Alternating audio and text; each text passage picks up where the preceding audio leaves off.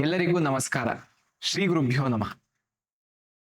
ಇಂದಿನ ನಮ್ಮ ಯುವ ಪೀಳಿಗೆಯಲ್ಲಿ ಧರ್ಮ ಇದರ ಬಗ್ಗೆ ಆಸಕ್ತಿ, ಆದರ, ಪ್ರೇಮ ಇದು ಇಲ್ಲದೆ ಇರೋದ್ರಿಂದ ಗೌರವಗಳು ಕಮ್ಮಿ ಆಗ್ತಾ ಇದೆ. ಇದೇ ರೀತಿಯ ಒಂದು ಧೋರಣೆಯಿಂದಾಗಿ ಧರ್ಮದಿಂದ ನಮ್ಮ ಯುವ ಪೀಳಿಗೆ ದೂರ ಹೋಗ್ತಾ ಇರೋ ಹಾಗೆ ಅನಿಸ್ತಾ ಇದೆ. ಹಾಗಾಗಿ ಯುವಕರಿಗೆ ಈ ಧರ್ಮ ಅಂದ್ರೆ ಏನು, ಅದರಲ್ಲೂ ಹಿಂದೂ ಧರ್ಮ, ಸನಾತನ ಧರ್ಮ, ಇದರ ಅರ್ಥ ಏನು, ಇದರ ಒಂದು ಮೌಲ್ಯ ಏನು ಅಂತ ತಿಳಿಸುವುದಕ್ಕಾಗಿ ಅಹಂ ಬ್ರಹ್ಮಾಸ್ಮಿ, ನಮ್ಮ ದಕ್ಷಿಣಾಮ್ನಾಯ ಶ್ರೀ ಶಾರದಾ ಪೀಠದ ಒಂದು ಅಂಗಸಂಸ್ಥೆಯು ಯುವಕರಿಗಾಗಿಯೇ ಧರ್ಮ ಎಂಬ ಒಂದು ಸರಣಿಯನ್ನ ಒಂದು ಪ್ರಶ್ನೋತ್ತರಗಳ ಮೂಲಕ ಮಾಡುವುದಾಗಿ 30 ನಿಮಿಷಗಳ 10 ಎಪಿಸೋಡ್ಗಳಾಗಿ ಮಾಡಲು ಮುಂದಾಗಿದೆ. ನಮ್ಮ ಹಿಂದಿನ ಕಾಲದಿಂದಲೂ ಪ್ರಶ್ನೆ ಉತ್ತರ ಇವುಗಳಿಂದಲೇ ನಮ್ಮ ಧರ್ಮದ ಒಂದು ಅರ್ಥ ಏನಿದೆ ಇದು ಎಲ್ಲರಿಗೂ ಸಾರಿದೆ. ಈ ಒಂದು ನಮ್ಮ ಧರ್ಮ ಎಂಬ ಸರಣಿಯ ಮೊದಲ ಸಂಚಿಕೆಯಲ್ಲಿ ನಮ್ಮೊಂದಿಗಿದ್ದಾರೆ ವಿದ್ವಾನ್ ಪವನ್ ಕಿರಣಗೆರೆ ಅವರು. ನಮಸ್ಕಾರ ಗುರುಗಳೇ. ಅವರನ್ನ ನನ್ನ ಸಂದೇಹಗಳು ಜೊತೆಗೆ ನನ್ನ ಸಮವಯಸ್ಕರ ಅಂದ್ರೆ ಯುವಕರ ಸಂದೇಹಗಳೇನೇನಿವೆ, ನಾನು ನೋಡ್ತಾ ಇರುವಂತ ಈಗಿನ ಪ್ರಸ್ತುತ ಈ ಪೀಳಿಗೆಯ ಭಾಗವಾಗಿ ನಾನು ನೋಡ್ತಾ ಇರುವಂತ ದೃಶ್ಯಾವಳಿಗಳು, ನನ್ನ ಸ್ನೇಹಿತರ ಮನೋಭಾವಗಳು, ಇದನ್ನ ಆಧಾರವಾಗಿಟ್ಟುಕೊಂಡು ಹಿಂದೂ ಧರ್ಮದ ಕುರಿತಾಗಿ ಅವರನ್ನ ಪ್ರಶ್ನೆಗಳನ್ನ ಕೇಳಲಿದ್ದೇನೆ. ಗುರುಗಳೇ, ಮೊದಲ ಪ್ರಶ್ನೆ. ಇತ್ತೀಚೆಗೆ ನಾವು ನೋಡ್ತಾ ಇದೀವಿ ಕೃತಕ ಬುದ್ಧಿಮತ್ತೆ ಬಂದಿದೆ. ಅಂದ್ರೆ ಅದಕ್ಕೆ ಅದರದ್ದೇ ಆದ ಬುದ್ಧಿ ಇಲ್ಲ, ಅದೊಂದು ಕಲೆಕ್ಟಿವ್ ಕಾನ್ಶಿಯಸ್ನೆಸ್ ಆದ್ರೂ ಕೂಡ ನನ್ನ ಸ್ನೇಹಿತರಾಗ್ಲಿ ಅಥವಾ ನಾನೇ ಆಗ್ಲಿ ಅದರ ಒಂದು ರೀಸನಿಂಗ್ ಕೇಪಬಿಲಿಟಿ, ಅದಕ್ಕೆ ಒಂದು ಕಾರಣ ಕೊಡೋ ಅಂತ ಶಕ್ತಿ ಇದೆ, ಅಂದ್ರೆ ನನ್ನನ್ನ ನಂಬಿಸೋ ಅಂತ ಶಕ್ತಿ ಇದೆ. ಅದನ್ನ ಒಂದ್ ಕಡೆ ಇಟ್ಕೊಂಡು ವಿಜ್ಞಾನ, ಕಂಪ್ಯೂಟರ್, ಗಣಕ, ಕೃತಕ ಬುದ್ಧಿಮತ್ತೆ ಇದನ್ನ ಒಂದ್ ಕಡೆ ಇಟ್ಕೊಂಡು ಇನ್ನೊಂದು ಕಡೆ ನಮ್ಮ ಧರ್ಮವನ್ನ ಇಟ್ಕೊಂಡ್ರೆ ಸಾಧಾರಣವಾಗಿ ಈ ವಯಸ್ಸಿನ ಅಂದ್ರೆ ಈ ಪೀಳಿಗೆಯ ಮುಂದೆ ಜೆನ್ ಝಿ ಅಂತ ನಾವೇನ್ ಕರಿತೀವೋ ಇವರೆಲ್ಲ ಈ AI ಅಥವಾ ಇದ್ರ ಕಡೆಗೇನೆ ಹೋಗೋದು ಹೆಚ್ಚು. ಧರ್ಮ ಇದರ ಕುರಿತು ಆಧಾರಗಳು ಕಮ್ಮಿ ಆಗ್ತಾ ಇವೆ.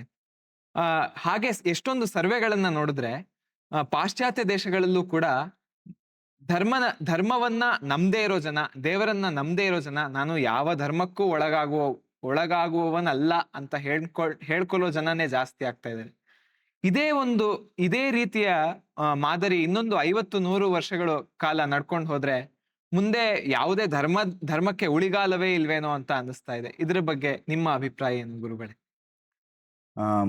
ಮೊದಲನೇದಾಗಿ ಬದಲಾಗುತ್ತಾ ಇರುವಂತ ಕಾಲಘಟ್ಟವನ್ನ ಪ್ರಧಾನವಾಗಿ ನೀವು ಲಕ್ಷ್ಯವಾಗಿ ಇಟ್ಕೊಂಡು ಕೇಳಿದ ಪ್ರಶ್ನೆ. ಆರ್ಟಿಫಿಷಿಯಲ್ ಇಂಟೆಲಿಜೆನ್ಸ್, ನೀವು ಹೇಳಿದ ಹಾಗೆ ಕೃತಕ ಬುದ್ಧಿಮತ್ತೆ, ಅದು ಸಹಜವಾದ ಬುದ್ಧಿಮತ್ತೆ ಆಗುವುದಕ್ಕೆ ಸಾಧ್ಯವೇ ಇಲ್ಲ. ಅದು ಕೃತಕಕ್ಕೆ ಮಾರು ಹೋಗುವುದೇ ಯುವ ಜನತೆಯ ಒಂದು ಸ್ವಭಾವ. ಇದು ನೀವು ಅಂದ್ರೆ ನಿಮ್ಮ ಸಮಾನ ವಯಸ್ಕರನ ಒಂದು ಸೆಂಟರ್ ಆಫ್ ಅಟ್ರಾಕ್ಷನ್ ಆಗಿ ಇಟ್ಟುಕೊಂಡ್ರೆ, ಸೆಂಟರ್ ಆಫ್ ಫೋಕಸ್ ಆಗಿ ಇಟ್ಟುಕೊಂಡ್ರೆ, ಚೈನಾ ಮೇಡ್ ಪ್ರಾಡಕ್ಟ್ಗಳ ಕಡೆ ತುಂಬಾ ಡಿಮ್ಯಾಂಡ್ ಹೋಗುದು ಯಾಕೆ ಅಂತ ಕೇಳಿದ್ರೆ ತೀರಾ ಅಗ್ಗದ ಮತ್ತು ತೀರಾ ಕೃತಕ ಎನಿಸಿಕೊಂಡಂತ ಫೇಕ್. ಫೇಸ್ಬುಕ್ ನ ರಿಸರ್ಚ್ ಗಳನ್ನು ನೋಡಿದ್ರೆ ಬಹುತೇಕ ಒಂದು 30-35-40% ನಷ್ಟು ಫೇಕ್ ಅಕೌಂಟ್ಗಳೇ ಇರ್ತದೆ. ಅಂದ್ರೆ ಫೇಕ್ ಅನ್ನುವ ಬಗ್ಗೆ, ಕೃತಕ ಅನ್ನೋದ್ರ ಬಗ್ಗೆ ಆಸಕ್ತಿ ಹುಟ್ಟುವ ವಯಸ್ಸು, ಆಸಕ್ತಿ ಬೆಳೆಸ್ಕೊಳ್ಳುವ ವಯಸ್ಸು, ಆ ವಯಸ್ಸಿನ ಕೇಂದ್ರೀಕೃತವಾದ ಪ್ರಶ್ನೆ ಬಹಳ ಸಹಜವಾದ್ದು. ಆದ್ರೆ ಒಟ್ಟಾರೆಯಾಗಿ ನಾವು ಇಡೀ ಸಾಗಿ ಬಂದಂತಹ ಒಂದು ಇತಿಹಾಸವನ್ನು ಗಮನಿಸಿದ್ರೆ, ಪುರಾಣವನ್ನು ಬಿಟ್ಟು ಪುರಾಣದ ನಂತರದ ಇತಿಹಾಸವನ್ನು ಗಮನಿಸಿದ್ರೆ ಕೂಡ ಯಾವುದೇ ಧರ್ಮ ಗ್ಲಾನಿ ಆಗುತ್ತದೆ, ಇನ್ನು ಧರ್ಮವೇ ನಾಶ ಆಗುತ್ತದೆ ಅನ್ನುವ ಸ್ಥಿತಿಯಲ್ಲಿ ಇದ್ದಾಗಲೇ ಧರ್ಮದ ಉತ್ಥಾನ ಆದದ್ದು. ಯಾವುದೇ ಸಂದರ್ಭವನ್ನು ತೆಕ್ಕೊಳ್ಳಿ, ಭಾರತದ ಇತಿಹಾಸವನ್ನು ಗಮನಿಸಿದ್ರೆ ಅನ್ಯಾನ್ಯ ಕಾರಣಗಳಿಂದಾಗಿ ಧರ್ಮ ಗ್ಲಾನಿಯಾಯಿತು, ಧಾರ್ಮಿಕರೆನಿಸಿಕೊಂಡವರ ಬದುಕು ದುಸ್ತರ ಅಂತ ಯೋಚಿಸುವ ಹೊತ್ತಿನಲ್ಲಿ ಶಂಕರ ಭಗವತ್ಪಾದರ ಜನ್ಮ ಆಯಿತು, ಅವರ ಉತ್ಥಾನ ಆಯಿತು. ಇಡೀ ಸಮಗ್ರ ಭಾರತದ ಪಾದಯಾತ್ರೆ, ಭಾರತದ ಆಮ್ನಾಯ ಪೀಠಗಳ ರಚನೆ, ಹೀಗೆ ಇಡೀ ಸಮಗ್ರ ಭಾರತವನ್ನು ಏಕೀಕರಿಸಿ ಆ ಕಾಲದಲ್ಲಿದ್ದ ಯುವ ಜನತೆ ನಾಸ್ತಿಕವಾದಕ್ಕೆ, ಆ ಕಾಲದಲ್ಲಿದ್ದಂತಹ ಜನತೆ ಒಂದು ವೈರಾಗ್ಯಕ್ಕೆ, ಒಂದು ಬೇರೆ ಅನ್ಯ ಧರ್ಮಗಳಿಗೆ ಮಾರು ಹೋಗುತ್ತಾ ಇದ್ದ ಹೊತ್ತಿನಲ್ಲಿ ಉತ್ಥಾನ ನಡೆಯಿತು. ಈಗ ನೀವೇ ಹೇಳುವ ಅಹಂ ಬ್ರಹ್ಮಾಸ್ಮಿ, ನಾನೇ ಬ್ರಹ್ಮ ಅನ್ನುವ ಸತ್ಯವನ್ನು ತಿಳಿಯುವ ಒಂದು ವರ್ಗ ಆದ್ರೆ, ಅಹಂ ಬ್ರಹ್ಮಾಸ್ಮಿ ಅನ್ನೋದನ್ನ ಅಹಂಕಾರದ ವರ್ಗವಾಗಿರಿಸಿಕೊಂಡು ನಾನೇ ಬ್ರಹ್ಮ, ನನಗೆಲ್ಲವೂ ಗೊತ್ತಿದೆ ಮತ್ತೆ ಉಳಿದದ್ದು ಯಾಕೆ ಅಂತ ಹೇಳುವ ಯೋಚನೆಯನ್ನು ಮಾಡುವುದು ಕೃತಕ ಬುದ್ಧಿಮತ್ತೆ. ಹಾಗಾಗಿ ಸಂಖ್ಯೆ ಕ್ಷೀಣವಾಗುತ್ತಿದೆ ಅನ್ನೋದು ನಾಶದ ಸಂಕೇತ ಅಲ್ಲ. ನೀವು ಬಹಳ ಸರಳವಾಗಿ ಸುಲಭವಾಗಿ ಹೇಳಬೇಕು ಅಂತ ಹೇಳಿದ್ರೆ, ಯಾವ ತಳಿಗಳು ತುಂಬಾ ಶ್ರೇಷ್ಠ ಅಂತ ಹೇಳ್ತೇವೋ ಆ ತಳಿಗಳ ಸಂಖ್ಯೆ ಕಡಿಮೆ. ಯಾವ ಜೀವ ಜಗತ್ತು ತುಂಬಾ ದುರ್ಲಭವಾದ್ದು ಅಂತ ಹೇಳ್ತೇವೋ ಅದು ತುಂಬಾ ಮೌಲ್ಯ ಇದ್ದದ್ದು. ವಜ್ರದ ಹರಳು ನಮಗೆ ಸಿಕ್ಕಿದಷ್ಟು ಕಲ್ಲ ಹರಳುಗಳು ಅದಕ್ಕಿಂತ ಪ್ರಮಾಣದಲ್ಲಿ ಹೆಚ್ಚು ಸಿಗ್ತದೆ. ಮೌಲ್ಯ ವಜ್ರದ ಹರಳಿಗೆ ಹೆಚ್ಚು. ಹಾಗಾಗಿ ಮೌಲ್ಯ ಬರಬೇಕು ಅಂತ ನೀವು ಹೇಳಿದ ಇವತ್ತಿನ ನಿಮ್ಮ ಜನರೇಷನ್ ಅನ್ನು ಇಟ್ಟುಕೊಂಡು ಹೇಳಿದ್ರೆ, ಡಿಮ್ಯಾಂಡ್ ಅಂಡ್ ಸಪ್ಲೈ ಅಥವಾ demand and price concept economics ಇಟ್ಟು ಮಾತಾಡಿದ್ರೆ, ನಮಗೊಂದು ಧರ್ಮಕ್ಕೆ ಮೌಲ್ಯ ಬರಬೇಕು ಅಂತಾದ್ರೆ ಧರ್ಮದ ಆಸಕ್ತಿಯಿಂದ ದೂರ ಹೋಗುವವರ ಸಂಖ್ಯೆ ಹೆಚ್ಚಿರುವಾಗಲೇ ಧರ್ಮಕ್ಕೆ ಮೌಲ್ಯ ಹೆಚ್ಚು ಬರ್ತದೆ. ಅದರಿಂದ ಮತ್ತೆ ಇನ್ನು ತುಂಬಾ ಸರಳವಾದ ಒಂದು ಉದಾಹರಣೆಯನ್ನು ಕೊಡೋದಿದ್ರೆ, 4-8 ಮರಿಗಳನ್ನು ಹಾಕುದು ನಾಯಿ ಮತ್ತೆ ಹುಲಿ ಮತ್ತೆ ಉಳಿದ ಪ್ರಾಣಿಗಳು, ಒಂದೊಂದೇ ಕರುವನ್ನು ಹಾಕುದು ದನ, ಗೋವು. ಹಾಗಾಗಿ ಗೋವಿಗೆ ಮೌಲ್ಯ ಇರುವುದು ಯಾಕೆ ಕೇಳಿದ್ರೆ ಒಂದೇ ಕರು ಹಾಕ್ತದೆ ಅನ್ನೋ ಕಾರಣಕ್ಕೆ. ಧರ್ಮ ಅನ್ನೋದು ಗೋವು ಅಂತ ನಮ್ಮ ಶಾಸ್ತ್ರ ಹೇಳಿದ್ದು. ಧರ್ಮದೇನುವಿನ ಕರುಗಳು ಒಂದೊಂದೇ ಇರಬೇಕು. 100 ನಿಮ್ಮಂತ ಯುವಕರು ಹೊರಗೆ ಹೋಗ್ತೇನೆ ಅಂತ ಹೇಳುವಾಗ, ನಿಮ್ಮ ಹಾಗಿದ್ದು ಒಬ್ಬೊಬ್ರು ಯುವಕರು ಧರ್ಮದ ಕಡೆ ಬರುವಾಗ 10 ಆಗುತ್ತದೆ. ಅದರಿಂದ ಧರ್ಮಗ್ಲಾನಿ ಆದದ್ದು ಧರ್ಮದ ನಾಶ ಅಲ್ಲ, ಪ್ರಾಯಶಃ ಇನ್ನೊಂದು ಧರ್ಮದ ಅಭ್ಯುತ್ಥಾನಕ್ಕೆ ಉತ್ಥಾನಕ್ಕೆ ಅಹಂ ಬ್ರಹ್ಮಾಸ್ಮಿ ಅಂತ ಸಂಘಟನೆಗಳು ಹುಟ್ಟುವುದಕ್ಕೆ ಕಾರಣ ಅಂತ ನಾ ಭಾವಿಸ್ತೇನೆ. ತುಂಬಾ ಅತ್ಯಂತ ಸಮಂಜಸವಾದ ಉತ್ತರ ಗುರುಗಳೇ. ನಂಗೆ ಒಂದ್ ರೀತಿ ರೋಮಾಂಚನ ಆಯ್ತು. ನೀವು ಹೇಗೆ ಕೃತಕತೆಯನ್ನ ಈಗಿನ ಜನರೇಷನ್ಗೆ ಸಮೀಕರಿಸಿ ತಾರ್ಕಣೆ ಹಾಕಿ ಹೇಳಿದ್ರು ಅದು. ಈಗ ಇದೇ ವಿಷಯವನ್ನ ನಾನು ನನ್ನ ಸ್ನೇಹಿತರ ಮುಂದೆ ಇಟ್ಕೊಂಡೆ ಅಂತ ಅನ್ಕೊಳ್ಳಿ. ಅವರು ಏನಂತಾರೆ, ಜಾಗತಿಕ ದೃಷ್ಟಿಯಲ್ಲಿ ನೋಡೋಣ, ಎಲ್ಲ ಕಡೆ ಈಗ ಇಸ್ರೇಲ್ ಹಾಗೂ ಗಾಜಾ ಪಟ್ಟಿ ಅದರ ವಿವಾದ, ಉಕ್ರೇನ್ ಅಥವಾ ರಷ್ಯಾ ಅಥವಾ UK ನಲ್ಲಿಯೇ ಯಾವುದೋ ಒಂದು ಧರ್ಮ ಅದನ್ನ ಆವರಿಸ್ಕೋತಾ ಇರೋದು. ಇಲ್ಲಿ ಧರ್ಮ ಅಂತಂದ್ರೆ ನಾನು ರಿಲಿಜಿಯನ್ ಅನ್ನೋ ಅರ್ಥದಲ್ಲಿತ್ತು. ಇವೆಲ್ಲ ನೋಡಿದ್ರೆ ಎಲ್ಲ ಕಡೆ ಜಾಗತಿಕ ಕಲಹಗಳಿಗೆ ಕಾರಣವೇ ಧರ್ಮ ಆಗ್ತಾ ಇದೆ. ಒಂದು ವೇಳೆ ಯಾವುದೇ ಧರ್ಮವೇ ಇಲ್ಲದೆ ಇದ್ದಿದ್ರೆ ಬಹುಶಃ ವಿಶ್ವಶಾಂತಿ ತುಂಬಾ ಸುಲಭವಾಗಿ ದಕ್ತಾ ಇತ್ತೇನೋ ಅಂತ ಅವ್ರು ಹೇಳ್ತಾರೆ. ಇದ್ರ ಬಗ್ಗೆ ನೀವೇನ್ ಹೇಳ್ತೀರಿ? ಪ್ರಶ್ನೆಯಾಗಿ ತರ್ಕವಾಗಿ ಅಂದ್ರೆ ಲಾಜಿಕಲ್ ರೀಸನಿಂಗ್ ಅನ್ನ ನಿಮ್ಮ ನೆಲೆಯಲ್ಲಿ ಈ ಪ್ರಶ್ನೆ ತುಂಬಾ ಸಾಧುವಾದದ್ದು. ಏನು ಇಲ್ಲದೆ ಇದ್ರೆ ಜಗಳ ಆಗೋದಿಲ್ಲ ಅಂತ. ಆದ್ರೆ ಒಂದು ಸಹಜವಾದ ಪರಿಸ್ಥಿತಿಯನ್ನು ಯೋಚನೆ ಮಾಡಿ. ಮನೆಯಲ್ಲಿ ತುಂಬಾ ಇದ್ದಾಗ್ಲೂ ಜಗಳ ಆಗುತ್ತದೆ, ಏನು ಇಲ್ಲದೆ ಇದ್ದಾಗ್ಲೂ ಅದಕ್ಕಿಂತ ಹೆಚ್ಚು ಜಗಳ ಆಗ್ತದೆ. ಜಗಳ ಆಗೋದು ಮನುಷ್ಯನ ಮನಸ್ಥಿತಿಯನ್ನು ಅವಲಂಬಿಸಿ ಹೊರತಾಗಿ ಧರ್ಮ ಇದೆಯೋ ಧರ್ಮ ಇಲ್ಲೋ ಅನ್ನೋದಲ್ಲ. ಈಗ ಧರ್ಮದ ವಿಷಯವಾಗಿ ಜಗಳ ಆಗ್ತಾ ಇರೋದು ಧರ್ಮಗಳು ತುಂಬಾ ವಿಪುಲವಾಗಿ ಇರುವುದರಿಂದ. ಬೇರೆ ಬೇರೆ ಧರ್ಮ ಅಂದ್ರೆ ನೀವು ಹೇಳಿದ ನೆಲೆಯಲ್ಲಿ ಉತ್ತರ ಕೊಡ್ತಾ ಇರೋದು ನಾನು. ನಾವು ನಿಜವಾದ ಧರ್ಮದ ಅರ್ಥದಲ್ಲಿ ಅಲ್ಲ, ರಿಲಿಜನ್ ಮತಗಳು ಅನ್ನೋ ಲೆಕ್ಕೆಯಲ್ಲಿ ತುಂಬಾ ಮತಗಳು ಚಾಲ್ತಿಯಲ್ಲಿ ಪ್ರಚಲಿತವಾಗಿ ಇರುವುದರಿಂದ ಮತಗಳ ಸಂಘರ್ಷ ನಡೀತಾ ಇದೆ. ನೀವು ಹೇಳಿದಾಗೆ ಮತಗಳೇ ಇಲ್ಲದ ಸ್ಥಿತಿ ಬಂತು ಅಂತಾದ್ರೆ, ಎಲ್ಲರೂ ಒಂದೇ ಮತ ಅಂತ ಹೇಳಿದ್ರೆ ಹೇಳುವುದು ಬಹಳ ಸುಲಭ, ಮನುಷ್ಯ ತಾನೊಬ್ಬನೇ ಅಲ್ವೋ ಅಂತ. ಒಂದೇ ಮನೆಯಲ್ಲಿ ಒಂದೇ ತಾಯಿಗೆ ಹುಟ್ಟಿದಂತಹ 4 ಮಕ್ಕಳಲ್ಲಿ ವಿರಸ ಬರ್ತದೆ, ಅವ್ರು ಒಂದೇ ಮತದಲ್ಲಿ ಇದ್ದವರು, ಯಾವ ಮತವೂ ಇಲ್ಲದೆ ಇರುವುದು.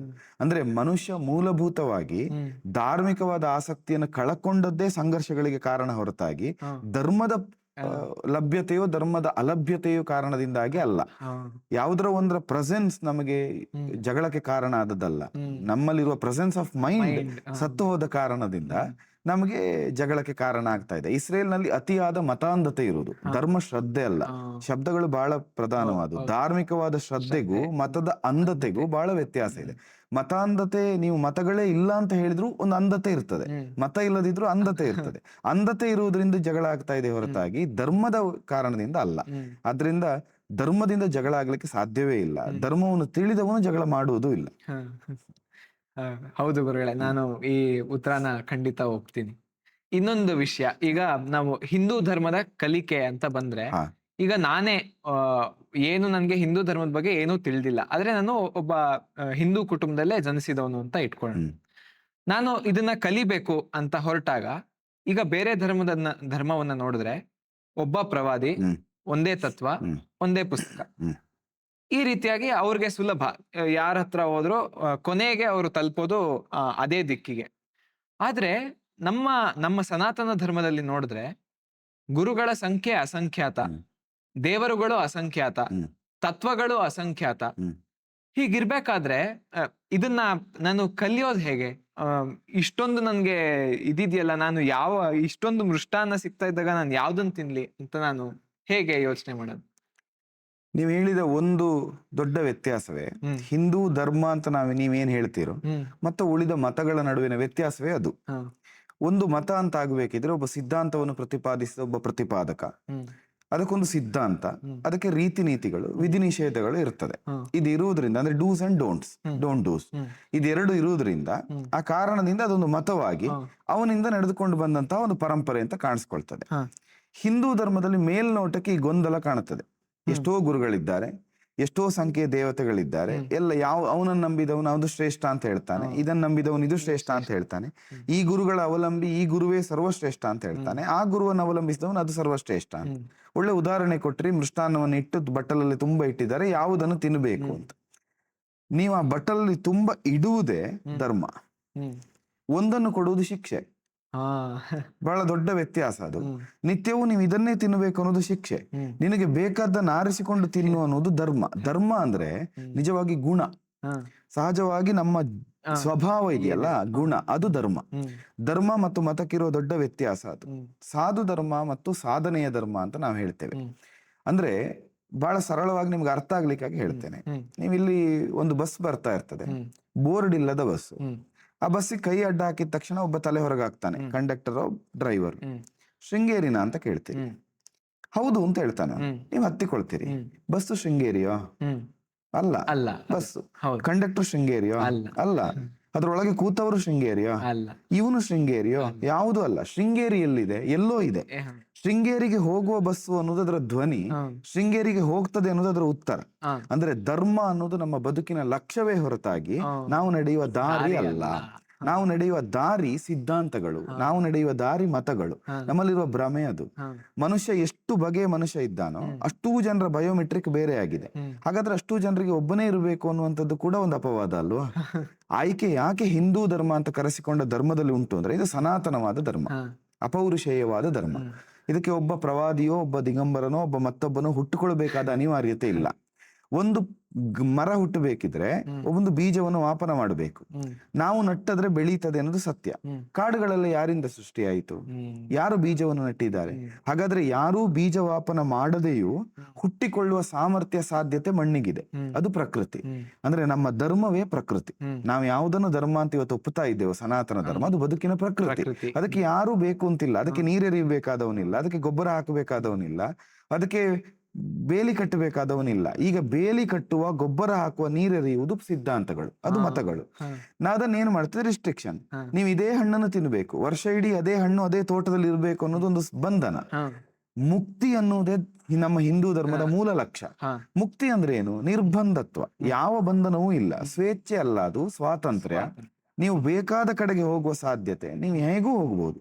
ಈ ಸಣ್ಣ ಉದಾಹರಣೆ ಅಂತ ಹೇಳಿದ್ರೆ, ಒಂದು ನೀವು ಬೆಂಗಳೂರಿಗೆ ಬರಬೇಕು ಅಂದ್ರೆ ಒಂದು 10-20 ಜಿಲ್ಲೆಯವರು ತುಮಕೂರಿಗೆ ಬಂದೇ ಬರಬೇಕು. ತುಮಕೂರು ಶ್ರೇಷ್ಠ ಅಂತ ನೀವು ಹೇಳ್ತೀರಿ. ಆಗ ಒಂದು 4 ಜಿಲ್ಲೆಯವರು ಹೇಳ್ತಾರೆ, ಇಲ್ಲ ನಾವು ಹಾಸನ ಆಗಿ ಬರ್ತೇವೆ ಅಂತ. ಆಗ ಮತ್ತೊಂದು 4 ಜನ ಹೇಳ್ತಾರೆ, ನಾವು ಹೊಸೂರಾಗಿ ಬರ್ತೇವೆ, ನನಗೆ ಯಾವುದು ಬೇಡ ಅಂತ. ಬರಬೇಕಾದ್ದು ಬೆಂಗಳೂರೇ ಹೊರತಾಗಿ ಬರುವ ದಾರಿ ಯಾವುದು ಅನ್ನೋದು ಪ್ರಧಾನವೇ ಅಲ್ಲ. ಒಬ್ಬೊಬ್ಬನಿಗೆ ಅನುಕೂಲ ಆದ ದಾರಿ. ನೀವು ಹಾಸನದಿಂದ ಬರಬೇಕಾದವನು ತುಮಕೂರು ಶ್ರೇಷ್ಠ ಅಂತ ತುಮಕೂರಿಗೆ ಬಂದ್ರೆ ಅವ್ನು ಬೆಂಗಳೂರಿಗೆ ಬರ್ಲಿಕ್ಕೆ ಸಾಧ್ಯ ಇಲ್ಲ. ತುಮಕೂರಿಗೆ ಬರುವಾಗ ಅವನ ಆಯುಷ್ಯ ಮುಗಿಯುತ್ತದೆ. ನಾವು ಧರ್ಮದಲ್ಲಿ ತಪ್ಪುತ್ತಾ ಇರುವುದಲ್ಲಿ ನಮಗೆ ಸ್ವಾತಂತ್ರ್ಯ ಇರುವುದು ಲಕ್ಷ್ಯವನ್ನು ಪಡೆಯುವುದಕ್ಕೆ. ಧರ್ಮ ಅನ್ನೋದು ನಮ್ಮ ಜೀವನದ ಲಕ್ಷ್ಯ. ಅದನ್ನು ಹೊಂದುವುದಕ್ಕಿರುವ ಮಾರ್ಗ ಇದೆಯಲ್ಲ, ಅದು ಧರ್ಮದ ಶ್ರದ್ಧೆ, ಅದು ಆಚರಣೆ. ಇದು ನಾನು ಏನ್ ಹೇಳ್ಬೇಕೋ ಗೊತ್ತಾಗ್ತಾ ಇಲ್ಲ. ಅಂಗೈಗೆ ಕನ್ನಡಿ ಕೊಟ್ಟು ನೀವು ತೋರ್ಸಿದ ಹಾಗಿತ್ತು ಈ ಉತ್ತರ. ನೀವ್ ಹೇಳಿದಂತ ತರ್ಕವನ್ನೇ ತೆಗೆದುಕೊಂಡ್ರೆ, ಅಂದ್ರೆ ಹಲವಾರು ಸಿದ್ಧಾಂತಗಳು, ಒಂದು ಲಕ್ಷ್ಯ. ಈಗ ಮತ ಅಂತ ಬಂದ್ರೆ, ಹಿಂದೂ ಧರ್ಮವನ್ನ ನಾವೊಂದು ಮತ ಅನ್ನೋ ಒಂದು ಮಟ್ಟಕ್ಕೆ ಇಳಿಸಿದ್ರೆ ನಮ್ಮ ಒಂದು ಆಚರಣೆಗಳಿವೆ. ಈಗ ಭಾರತಕ್ಕೆ ಬಂದ ಪರದೇಶದ ಮತಗಳು ಅವರು ಕೂಡ ಹಿಂದೂ ಧರ್ಮದಲ್ಲಿರುವಂತ ಆಚರಣೆಗಳನ್ನ, ಅಂದ್ರೆ ಉದಾಹರಣೆಗೆ ಈಗ ಗಾಯತ್ರಿ ಮಂತ್ರವನ್ನ ಅವರ ದೇವರಿಗೆ ಹಾಕಿಕೊಂಡು ಅವರ ದೇವರುಗಳಿಗೆ ಕಲ್ಯಾಣೋತ್ಸವಗಳನ್ನ ಮಾಡೋದು ಇತ್ಯಾದಿ ಇವನ್ನ ಮಾಡ್ಬೋದು. ಹೌದು. ಆಗ ಕೆಲವು ಹಿಂದೂಗಳು ವಾದ ಮಾಡ್ತಾರೆ, ಅವರು ನಮ್ಮ ಆಚರಣೆಗಳನ್ನೇ ಮಾಡ್ತಾ ಇದ್ದಾರೆ, ಇರುವಂತದ್ದು ಭಾರತ ದೇಶದಲ್ಲೇ, ಭಾರತದ ತತ್ವಗಳಿಗೆ ಅವರು ಭಾರತದ ತತ್ವದ ಶ್ರೇಷ್ಠತೆ ಎಂತಿದೆ ಅಂದ್ರೆ ಅವರನ್ನ ಅದು ಒಳಗೊಂಡಿದೆ. ಆದ್ದರಿಂದ ಅವರೆಲ್ಲರೂ ಭಾರತೀಯರೇ ಆಗಿದ್ದಾರೆ, ಭಾರತೀಯರಾಗಿರುವವರೆಲ್ಲರೂ ಹಿಂದೂಗಳೇ ಅನ್ನುವಂಥದ್ದು. ಈಗ ಅದೇ ದೃಷ್ಟಿಯನ್ನ ನಾವು ನೋಡಿದ್ರೆ, ನಾವು ಹಾಕುವಂತಹ ದಿನ ನಾನು ಕಾಲೇಜ್ಗೆ ಹೋಗುವಂತ ಗಾಡಿ ಹೆಸರೇ ಸುಜುಕಿ, ನಮ್ಮ ದೇಶದ್ದಲ್ಲ. ನಾನು ಹಾಕೊಳ್ಳೋ ಅಂತ ಬಟ್ಟೆ ನಮ್ಗೆ ಐರೋಪ್ಯರು ಬಿಟ್ಟೋಗಿದ್ದು. ನಾನು ನನ್ನ ಒಂದು ಕಾನೂನಿನ ಒಂದು ಭಾಷೆಯಲ್ಲಿ ಬಳಸುವ ಪದಗಳು ಖಾತೆ, ಫಿರ್ಯಾದು ಇತ್ಯಾದಿ ಉರ್ದು ಪದಗಳು. ಸರಿ. ಹಾಗೆ ನೋಡಿದ್ರೆ ಅವರ ಆಚರಣೆಯೇ ನಮ್ಮ ಧಾರ್ಮಿಕ ಆಚರಣೆಗಿಂತ ನಾವು ಜಾಸ್ತಿ ಬಳಸ್ತಾ ಇದೀವಿ ನಮ್ಮ ದೈನಂದಿನ ಜೀವನದಲ್ಲಿ. ನಾವು ತಿನ್ನೋವಂತ ಊಟದಿಂದ ಹಿಡಿದು ನಾವು ಮಲ್ಗೋವಂತ ಹಾಸಿಗೆ ಕಂಪನಿಯವರೆಗೂ. ಹಾಗೆ ನೋಡಕ್ ಹೋದ್ರೆ ನಾವು ಹೇಗೆ ಭಾರತದಲ್ಲಿ ಇರುವವರೆಲ್ಲರೂ ಹಿಂದೂಗಳು ಅಂತ ಹೇಳ್ತೇವೋ, ಹಾಗೆಯೇ ಈ ರೀತಿ ಆಚರಣೆ ಮಾಡೋರೆಲ್ಲರೂ ಐರೋಪ್ಯರು, ಅರಬ್ಬಿಗಳು ಅಂತಾನು ಹೇಳ್ಬೋದಲ್ವಾ? ಹ. ಚೆನ್ನಾಗಿದೆ. ಹ. ನಿಜವಾಗಿ ನೀವು ಹೇಳುವಂತದ್ದು ಈಗ ಧರ್ಮ ಅನ್ನೋದಕ್ಕಿಂತ ದೇಶೀಯತೆ ಅನ್ನೋದು ಪ್ರಧಾನವಾಗಿ ಕಾಣುತ್ತದೆ. ಈಗ ದೇಶೀಯತೆ ಮತ್ತು ದೇಶದ ನೆಲದ ಅಸ್ಮಿತೆ ಅಂತ ತಕೊಂಡ್ರೆ ಈ ಮಣ್ಣಿನ ಧರ್ಮ, ನಾವು ಪ್ರಧಾನವಾಗಿ ಈಗ ಹಿಂದೂ ಧರ್ಮ ಅಂತ ಗುರುತಿಸ್ತಾ ಇರೋದು ಭಾರತೀಯ ಧರ್ಮ, ಸನಾತನವಾದ ಭಾರತದ ಧರ್ಮ. ಭಾರತದ ಧರ್ಮದ ಆಚರಣೆಯನ್ನು ಬಿಟ್ಟು ಬಹುದೂರ ನಾವು ಬಂದಿದ್ದೇವೆ, ಇದು ಸತ್ಯ. ನಾವು ನಮ್ಮ ಜನ್ಮದಿನವನ್ನ ತಿಥಿ ನಕ್ಷತ್ರಗಳ ಲೆಕ್ಕ ಮಾಡಬೇಕಾದವರು ಡೇಟ್ ಆಫ್ ಬರ್ತ್ ಅನ್ನುವ ಅಲ್ಲಿವರಿಗೆ ಯಾವಾಗ ಬಂದಿದೆಯೋ ಆಗಲೇ ನಮ್ಮ ಆಚರಣೆಗಳು ಭಿನ್ನ ಆಗಿದೆ. ಕೇಕ್ ಕಟ್ಟು ಮಾಡಿ ಸಂಭ್ರಮ ಪಡ್ತಾ ನಾವು ಬರ್ತ್ಡೇ ಅಂತ ಹೇಳ್ತಾ ಹಚ್ಚಬೇಕಾದ ದೀಪವನ್ನು ಆರಿಸ್ತಾ ನಾವು ಅದು ಯಾವ ಆಚರಣೆಗಳು ನಮ್ಮದಲ್ಲ. ಆದ್ರೆ ಇಲ್ಲಿ ಗಮನಿಸಬೇಕಾದ ಎರಡು ಅಂಶ. ಒಂದು, ನಾನು ಆಚರಣೆಗಳನ್ನು ಬದಲಾಯಿಸಿದೆ ಅನ್ನೋ ಕಾರಣದಿಂದ ನನ್ನ ಧರ್ಮ ಬದಲಾಗಬೇಕು ಅಂತ ಇಲ್ಲ, ಒಂದು ವಿಷಯ. ಎರಡನೇ ವಿಷಯ, ಇನ್ಯಾರೋ ಬಂದವನು ನನ್ನ ನೆಲದಲ್ಲಿ ಧರ್ಮದ ಕೆಳಗಿದ್ದಾನೆ ಅನ್ನೋ ಕಾರಣದಿಂದ ಅವ ನಮ್ಮ ಧರ್ಮೀಯನೂ ಆಗಬೇಕು ಅಂತಿಲ್ಲ. ಸ್ವಧರ್ಮೇ ನಿಧನಂ ಶ್ರೇಯಂ ಪರಧರ್ಮೇ ಭಯಾವಹ, ಕೃಷ್ಣ ಗೀತೆಯಲ್ಲಿ ಹೇಳಿದ. ಪರಧರ್ಮ ಅಂದ್ರೆ ಏನು? ನಾವು ಬಹಳ ಸಂಕುಚಿತವಾಗಿ ತಿಳಿತಾ ಇರುವುದು ಧರ್ಮಕ್ಕೆ ನೀವು ಕೊಟ್ಟ ವ್ಯಾಖ್ಯಾನದ ಹಾಗೆ ನಾವೀಗ ಎಲ್ಲ ಮತದವರು ಇದ್ದಾರೆ, ಬಂದವರು ಇಲ್ಲಿ ಆಚರಣೆ ಮಾಡ್ತಾರೆ ಅಂತ, ಅದನ್ನು ಪರಧರ್ಮ ಅಂತ ಹೇಳಿಲ್ಲ. ಧರ್ಮದ ವ್ಯಾಖ್ಯಾನವೇ ಅದಲ್ಲ. ಪ್ರಧಾನವಾಗಿ ನಾವು ತಪ್ಪುತ್ತಾ ಇರುವುದು ಧರ್ಮದ ವ್ಯಾಖ್ಯಾನದಲ್ಲಿ. ನೀವು ಹೇಳಿದ ಹಾಗೆ ನಾವು ತೊಡುವ ಬಟ್ಟೆಯೋ, ನಾವು ಓಡಿಸುವ ಗಾಡಿಯೋ, ಇದೆಲ್ಲವನ್ನೂ ಬಿಟ್ಟು ನೀವು ಕಾಲ್ನಡಿಗೆಯಲ್ಲಿ ಚಪ್ಪಲು ಹಾಕ್ಲಿಕ್ಕಿಲ್ಲ. ನಿಜವಾಗಿ ಪಾದರಕ್ಷೆ ಅಗತ್ಯ ಇಲ್ಲ, ಹೌದಾ? ನಮ್ಮ ಮಣ್ಣಿನಲ್ಲಿ ಮಣ್ಣಲ್ಲೇ ಓಡಾಡಬೇಕು ಅಂತ ಇರೋದು. ಹಾಗೆ ಓಡಾಡಬೇಕು ಅಂತ ನೀವು ಯುವಕರನ್ನ ಕರೆದರೆ, ನೀವು ಯಾವ ಧರ್ಮವನ್ನು ಬೆಳೆಸಬೇಕು ಅಂತ ಬಯಸ್ತಾ ಇದ್ದೀರೋ ಆ ಧರ್ಮದ ಕಡೆ ಯಾರೂ ಬರುವುದಿಲ್ಲ. ಅಂದ್ರೆ ನಾವು ಆ ರೀತಿಯ ಬದಲಾವಣೆಗಳನ್ನು ವೈಜ್ಞಾನಿಕವಾಗಿಯೂ, ವ್ಯಾವಹಾರಿಕವಾಗಿಯೂ, ಸಾಮಾಜಿಕವಾಗಿಯೂ, ಸಾಂಸ್ಕೃತಿಕವಾಗಿಯೂ, ಧಾರ್ಮಿಕವಾಗಿಯೂ ಬಹುದೂರ ಬಂದಿದ್ದೇವೆ, ತುಂಬಾ ದೂರ ನಡೆದಾಗಿದೆ. ಈಗ ತುಳಿದ ದಾರಿ ತಪ್ಪು ಅಂತ ಗೊತ್ತಾದ ಮೇಲೆ ಇರುವ ಆಯ್ಕೆ ಎರಡಲ್ವಾ? ಒಂದು, ಬಂದಲ್ಲಿಗೆ ಹಿಂದೆ ಹೋಗುದು, ನಾ ಎಲ್ಲಿಗೆ ಬಂದಿದ್ದೇನೆ ಅಲ್ಲಿಗೆ ಹಿಂದೆ ಹೋಗ್ತೇನೆ ಅಂತ ಹೋಗುದು. ಈಗ ನೀವು ಪ್ರಾಯಶಃ ಒಂದು 50 ವರ್ಷ ನಡೆದು ಬಂದಿದ್ದೀರಿ. ನಾನು ಹಿಂದೆ ಹೋಗ್ತೇನೆ ಅಂತ ಹೊರಟ್ರೆ ನಿಮ್ ಉಳಿದ ಆಯುಷ್ಯ ಹಿಂದೆ ಹೋಗುವುದಕ್ಕೆ ಆಯ್ತು, ಮತ್ತೆ ಸಾಧನೆ ಮಾಡ್ಲಿಕ್ಕೆ ಸಾಧ್ಯ ಇಲ್ಲ. ಹಾಗೇನು ಮಾಡ್ಬೇಕು? ಸುಲಭವಾದವನು ಬಂದ ದಾರಿ ತಪ್ಪಿರ್ಲಿ, ಉಳಿದ ಮುಂದಿನ ದಾರಿಯನ್ನು ಸರಿ ಮಾಡಿಕೊಳ್ತೇನೆ ಅನ್ನೋದನ್ನು ತಿಳಿಬೇಕು. ಈಗ ಇಡೀ ದೇಶವನ್ನು, ಇಡೀ ಭಾರತದ ಸನಾತನ ಧರ್ಮದ ಆಚರಣೆಗಳನ್ನು ಒಂದು ರಾತ್ರಿಯಲ್ಲಿ ಬದಲಾಯಿಸ್ಲಿಕ್ಕೆ ಸಾಧ್ಯ ಇಲ್ಲ, ಯಾವುದೂ ಸಾಧ್ಯ ಇಲ್ಲ.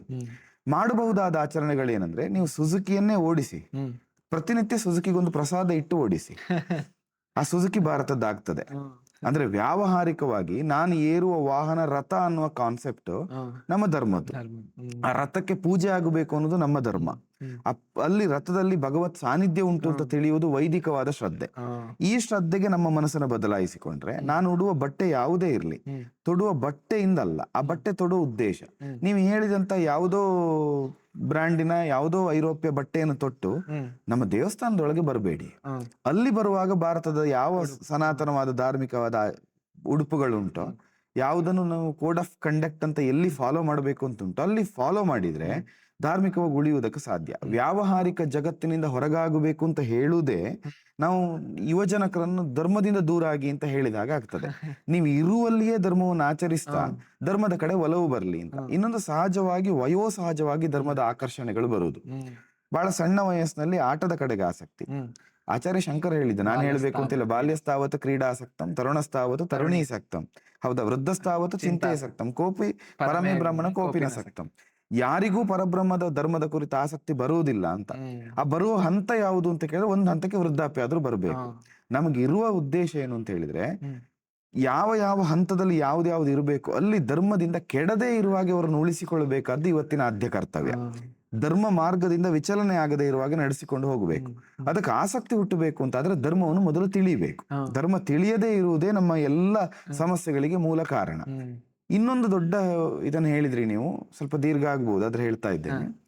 ಉಳಿದವರೆಲ್ಲ ನಮ್ಮ ದೇಶದಲ್ಲಿ ಇದ್ದಾರಲ್ಲ ಆಚರಣೆ ಮಾಡ್ಕೊಂಡು, ಅವರನ್ನೆಲ್ಲ ಹಿಂದೂಗಳು ಅಂತ ಕರೀಬಹುದು ಅಂತ. ತುಂಬಾ ಕೆಟ್ಟ ಉದಾಹರಣೆ ಕೊಡ್ತೇನೆ, ಬೇಸರ ಮಾಡಬೇಡಿ.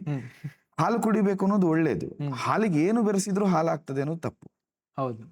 ಹಾಲು ಕುಡಿಯುವವರು ಸಜ್ಜನರು ಅಂತ ನಾವು ಒಪ್ಪಿದ್ರೆ, ಹಾಲು ಕುಡಿಯೋರು ಶುದ್ಧ ಆಹಾರವನ್ನು ತೆಗೆದುಕೊಳ್ಳೋರು ಅಂತ ಒಪ್ಪಿದ್ರೆ, ನಾನು ಹಾಲೇ ಕುಡಿತೇನೆ ಆದ್ರೆ ಹಾಲಿಗೆ ಸೇರಿಸಿ ಕುಡಿತೇನೆ ಅಂತ ಹೇಳಿದ್ರೆ ಅದನ್ನು ಶುದ್ಧ ಆಹಾರ ಅಂತ ಒಪ್ಲಿಕ್ಕೆ ಸಾಧ್ಯ ಇಲ್ಲ. ಅಂದ್ರೆ ನಮ್ಮ ದೇಶದಲ್ಲಿ ಇರ್ತೇನೆ, ನನ್ನದನ್ನೇ ನಾನು ಮಾಡ್ತೇನೆ, ಅದಕ್ಕೆ ನಿಮ್ಮ ಬ್ರ್ಯಾಂಡ್ ಹಾಕ್ತೇನೆ ಅಂತ ಹೇಳಿದ್ರೆ ಅದು ಧರ್ಮ ಆಗ್ಲಿಕ್ಕೆ ಸಾಧ್ಯ ಇಲ್ಲ. ನಮ್ಮಲ್ಲಿ ಇರುವವರು ನಮ್ಮವರೇ ಆಗಬೇಕು ಅಂದ್ರೆ ಆ ಮುಕ್ತತೆ ಯಾವತ್ತೂ ಉಂಟು ಧರ್ಮದಲ್ಲಿ. ನಮ್ಮಲ್ಲಿ ಕನ್ವರ್ಷನ್ಗಳಿಲ್ಲ, ನಮ್ಮಲ್ಲಿ ಮಿಷನರಿಗಳಿಲ್ಲ, ಆದ್ರೆ ನಮ್ಮಲ್ಲಿ ಮುಕ್ತತೆ ಇದೆ. ಯಾವಾತನೂ ಧರ್ಮವನ್ನು ಸ್ವೀಕರಿಸಬಹುದು. ಇವತ್ತಿನ ಕಾಲದಲ್ಲಿ ಎಷ್ಟು ಫಾರಿನರ್ಸ್ ಅಂತ ಕರೆಸಿಕೊಂಡ ಪೋರ್ಚುಗೀಸರು, ಅಮೆರಿಕನ್ನರು, ಬ್ರಿಟಿಷರು, ಜಪಾನೀಸು ತುಂಬಾ ಹೆಚ್ಚಿನ ಸಂಖ್ಯೆಯಲ್ಲಿ ಹಿಂದೂ ಧರ್ಮವನ್ನು ಸ್ವೀಕರಿಸಿ ಭಗವದ್ಗೀತೆ ಅಧ್ಯಯನವನ್ನು, ವೇದಾಧ್ಯಯನವನ್ನು ಮಾಡ್ತಾ ಇದ್ದಾರೆ.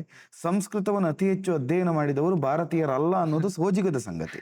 ಭಾರತದವರು ಮಾಡಬೇಕಾದ ಸಂಶೋಧನೆಗಳನ್ನು ಭಾರತೀಯರಲ್ಲದೆ ಇರುವ ಅನ್ಯ ದೇಶೀಯರೇ ಸಂಸ್ಕೃತ ಸಂಶೋಧನೆಗಳನ್ನ ಇವತ್ತು ಮಾಡ್ತಾ ಇದ್ದಾರೆ. ಅಂದ್ರೆ ಆಸಕ್ತಿ ಬಂದ್ರೆ ಅದನ್ನು ಪೂರ್ಣ ತನ್ನದಾಗಿಸಿಕೊಳ್ಳಬೇಕಾದದ್ದು ಧರ್ಮದ ಮೂಲ ಶ್ರದ್ಧೆ. ನಾನು ಆ ದೋಣಿಯಲ್ಲಿ ಒಂದು ಕಾಲಿಡ್ತೇನೆ, ಈ ದೋಣಿಯಲ್ಲಿ ಒಂದು ಕಾಲಿಡ್ತೇನೆ, ಎರಡೂ ನದಿಯಲ್ಲೇ ಉಂಟಲ್ಲ ಅಂತ ಹೇಳಿದ್ರೆ ನಾನು ಯಾವುದೋ ಒಂದು ದೋಣಿಯಲ್ಲಿ ಉಳಿಬೇಕಾದ ಅನಿವಾರ್ಯತೆ ಸಿಗ್ತದೆ, ಇಲ್ಲ ದೋಣಿಯಲ್ಲಿ ಮುಳುಗಬೇಕಾದ ಸ್ಥಿತಿ ಬರ್ತದೆ. ಅದರಿಂದ ಪೂರ್ಣ ಪ್ರಮಾಣದಲ್ಲಿ ಧರ್ಮವನ್ನು ಒಪ್ಪಿಕೊಳ್ಳುವ, ಪೂರ್ಣ ಪ್ರಮಾಣದಲ್ಲಿ ಧರ್ಮವನ್ನು ಅನುಸರಿಸುವ ಧಾರ್ಮಿಕ ಶ್ರದ್ಧೆ ಇಲ್ಲದೆ ಇದ್ರೆ ಅವರನ್ನು ಹಿಂದೂಗಳು ಅಂತ ಗುರುತಿಸಿ ಭಾರತೀಯರು ಅಂತ ಗುರುತಿಸುವುದಕ್ಕೆ ಸಾಧ್ಯ ಇಲ್ಲ. ಭಾರತ ವಾಸಿಗಳು ಅಂತ ಕರಿಬಹುದು ಅಷ್ಟೇ. ಗುರುಗಳೇ, ಇಷ್ಟೊತ್ತು ಈಗ ಅದ್ರಲ್ಲಂತೂ ಈ ಕೊನೆ ಪ್ರಶ್ನೆಗೆ ನೀವು ಹೇಳಿದಂತ ಉತ್ತರ, ಆ ವಿಷಯ ಅಷ್ಟು ಚೆನ್ನಾಗಿದೆಯೋ ಅಥವಾ ನೀವು ಹೇಳಿದ ಶೈಲಿ ಅದನ್ನ ಅಷ್ಟು ಚೆನ್ನಾಗಿ ಮಾಡ್ತಾಯೋ, ಎರಡು ಸೇರಿ ನನ್ನ ಒಂದು ಸಂಶಯವನ್ನ ದೂರ ಮಾಡಿದೆ. ನೀವು ಹೇಳಿದ್ರಿ ಈ ಧರ್ಮವನ್ನ ಮೊದಲು ಅರಿಬೇಕು, ನಂತರ ಅಷ್ಟೇ ಅದನ್ನ ನಾವು ಅನುಸರಿಸ್ಬೋದು ಅಂತ. ಹಾಗಾಗಿ ಇದೇ ಸರಣಿಯಲ್ಲಿ ನಾವು ಮುಂದೆ ಈ ಧರ್ಮವನ್ನ ಅರಿಯುವ ಪ್ರಯತ್ನವನ್ನ ನಿಮ್ಮಂತವರಿಂದ ಹಾಗೆ ಇನ್ನೂ ಹೆಚ್ಚು ವಿದ್ವಾಂಸರಿಂದ ಮಾಡೋಣ ಅಂತ ಹೇಳ್ತಾ, ನಿಮ್ಮ ಈ ಅತ್ಯಮೂಲ್ಯ ಸಮಯಕ್ಕೆ ನನ್ನ ಧನ್ಯವಾದಗಳನ್ನು ಅಹಂ ಬ್ರಹ್ಮಾಸ್ಮಿಯ ಸಂಘಟನೆಯ ಪರವಾಗಿ ತಿಳಿಸ್ತಾ ಇದ್ದೇನೆ. ನಮೋ ನಮಃ ಗುರುಗಳು. ಒಂದು ಉತ್ತಮವಾದಂತಹ ಯೋಚನೆ, ಉತ್ತಮವಾದಂತಹ ಒಂದು ವಿಚಾರ, ಯುವ ಜನತೆಗೆ ಧರ್ಮದ ಅರಿವನ್ನು ಮೂಡಿಸಬೇಕು ಅಂತ ಅದಕ್ಕೆ ತೊಟ್ಟಿರುವ ಸಂಕಲ್ಪ ಅಹಂ ಬ್ರಹ್ಮಾಸ್ಮಿ ಕಡೆಯಿಂದ ಇದು 1000 ಸರಣಿಗಳಾಗಲಿ, ಅವಿರತವಾಗಿ 1000ದ ಸರಣಿಗಳು ಬರಲಿ ಅಂತ ಪ್ರಾರ್ಥಿಸ್ತೇನೆ.